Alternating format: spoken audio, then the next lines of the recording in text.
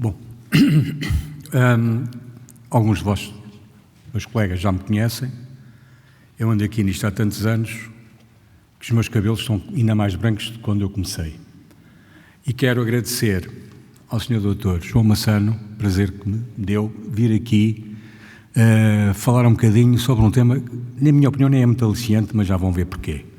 Mas que eu escolhi porque acho que andamos muito desfasados da realidade da ordem jurídica portuguesa no que respeita ao arrendamento.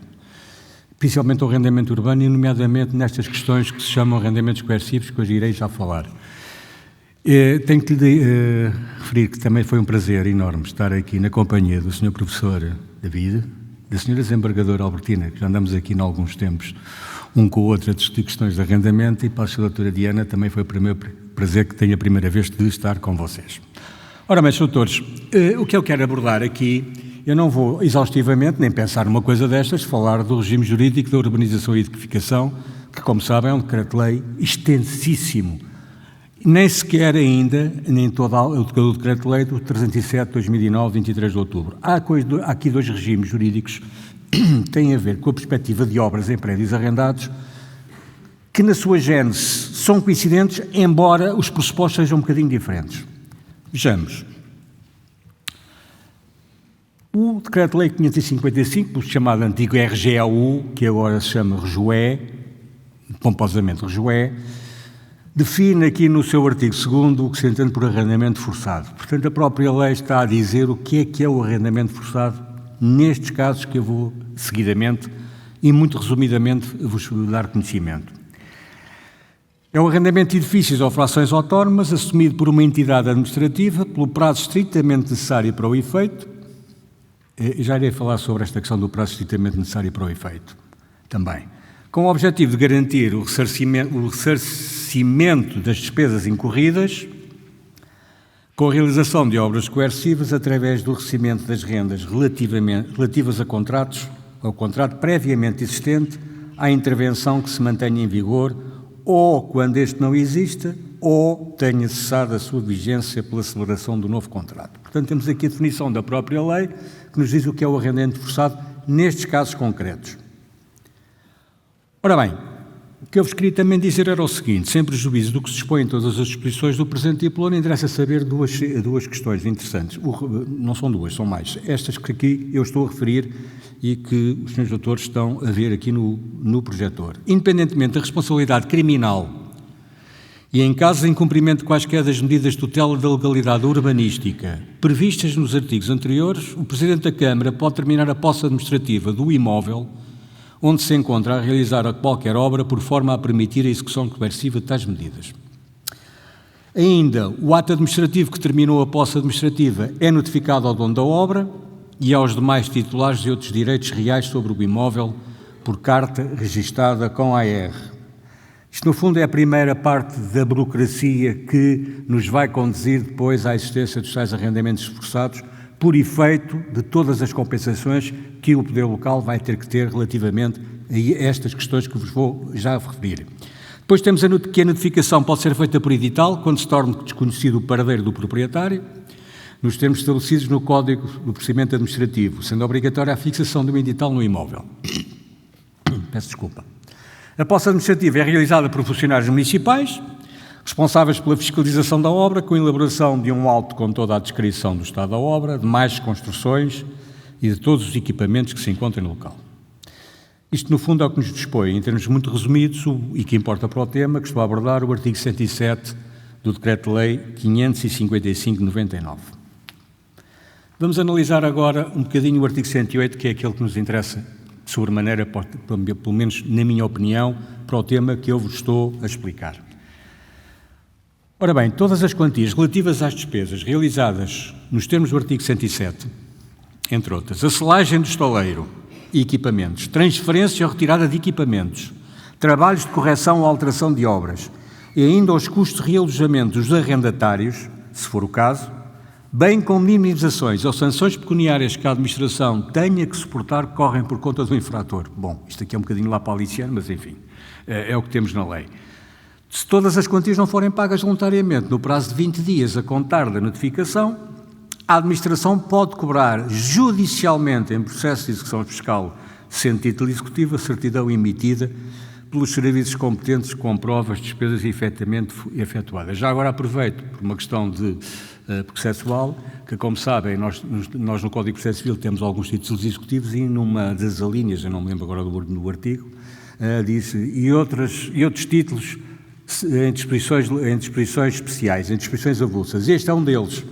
Há outros, mas este é um deles. Portanto, temos aqui um título executivo que é o título executivo que vai permitir aos municípios cobrar judicialmente em processo de execução fiscal é realmente a certidão emitida pelos serviços competentes que comprove as despesas efetivamente efetuadas. Ora bem, nós temos uma alternativa, a lei dá-nos uma alternativa a esta cobrança judicial, que é exatamente, pura e simplesmente, a possibilidade do município recorrer, poder optar pelo arrendamento forçado.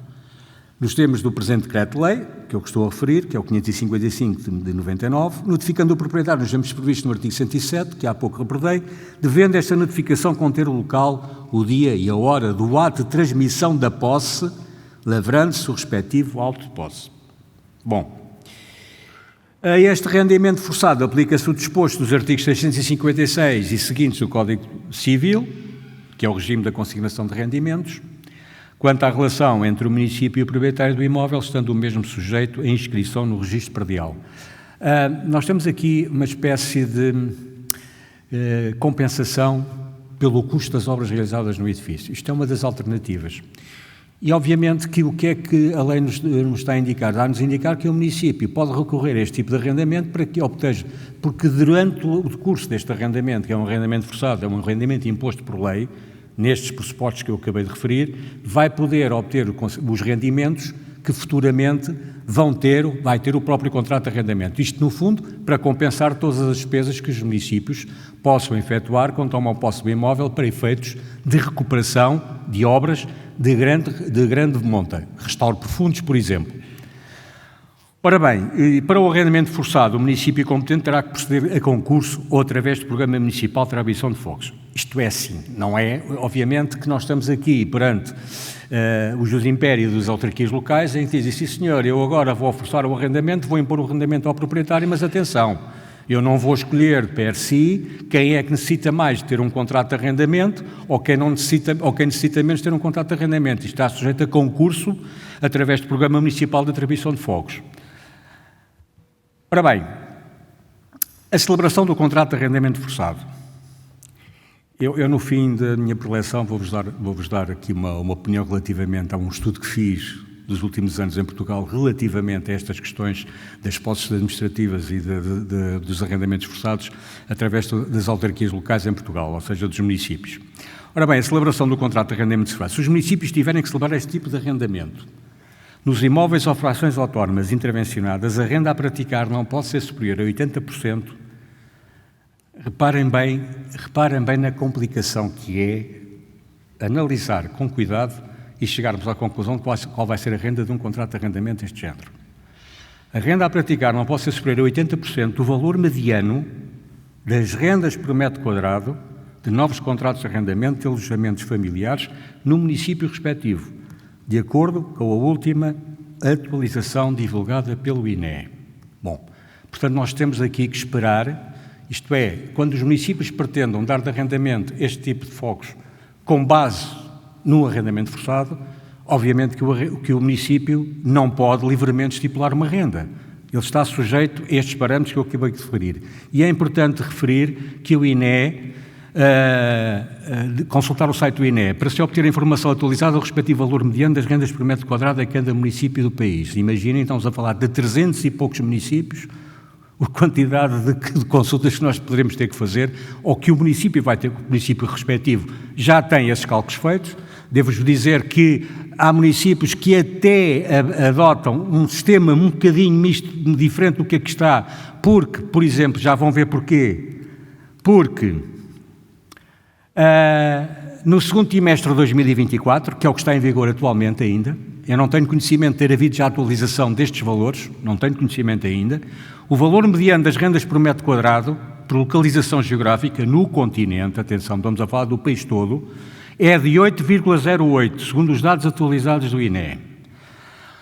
Ora bem, e depois temos ainda uma outra situação que é analisar que o INE também publica estes valores medianos para cada concelho e respectivas freguesias.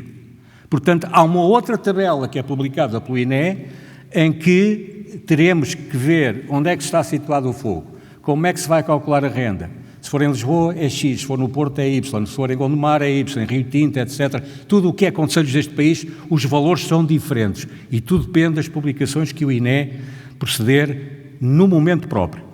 O valor das rendas por metro quadrado tem comparando isto. Os limites mínimos e máximos com área bruta privativa do alojamento entre 20 metros quadrados e 600 metros quadrados. A área bruta privativa do alojamento é fácil de encontrar, basta consultar a caderneta predial respectiva. Cada caderneta predial tem sempre lá a área bruta e privativa do respectivo fogo. E entre os valores de renda a apurar entre 100 euros e 4.000 euros. Esta informação é prestada pelo Instituto Nacional de Estatística. Vou-vos dar aqui um exemplo. É apenas um exemplo.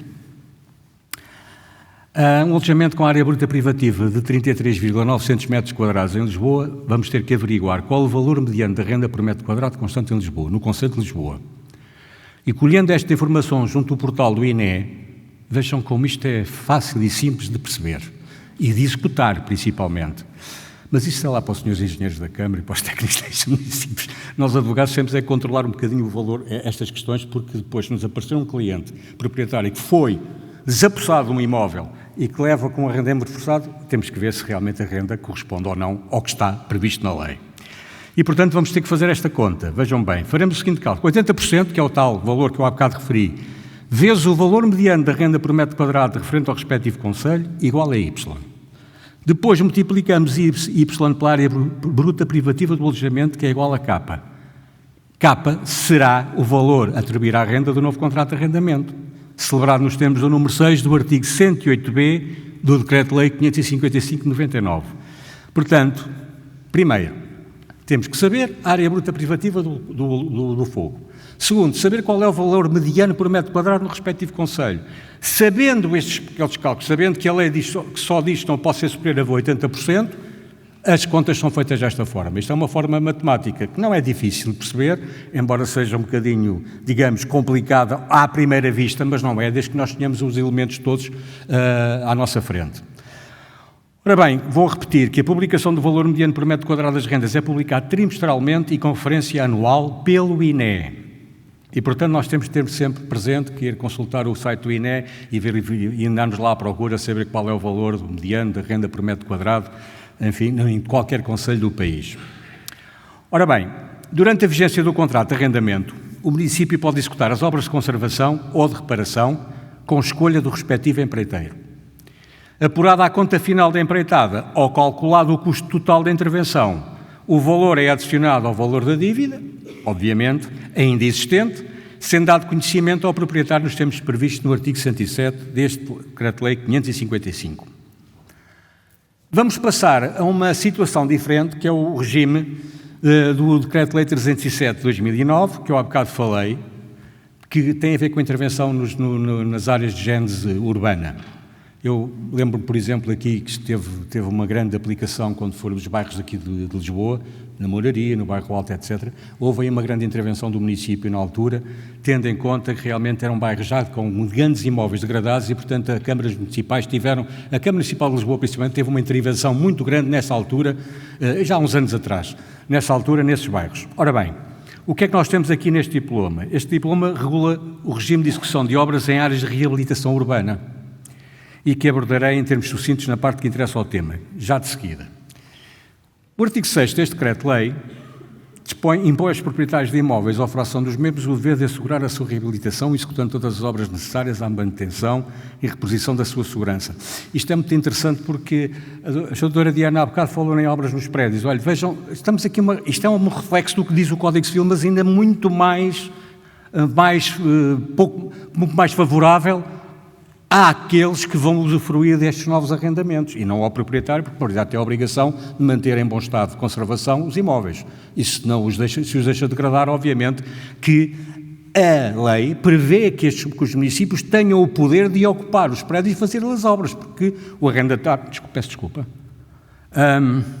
O arrendatário não pode, nem quem pode, nem tem dinheiro, o proprietário pode não ter dinheiro, até porque se calhar os rendimentos que usufrui do prédio são baixíssimos e depois deixa de degradar o imóvel. Mas isso são questões políticas, enfim, eu não me quero ir por aí porque não vale a pena. Portanto, temos aqui o artigo 6º que diz que os proprietários de imóveis ou frações dos mesmos têm o dever de assegurar a sua reabilitação, executando todas as obras necessárias à manutenção e reposição da sua segurança, salubridade e arranjo estético.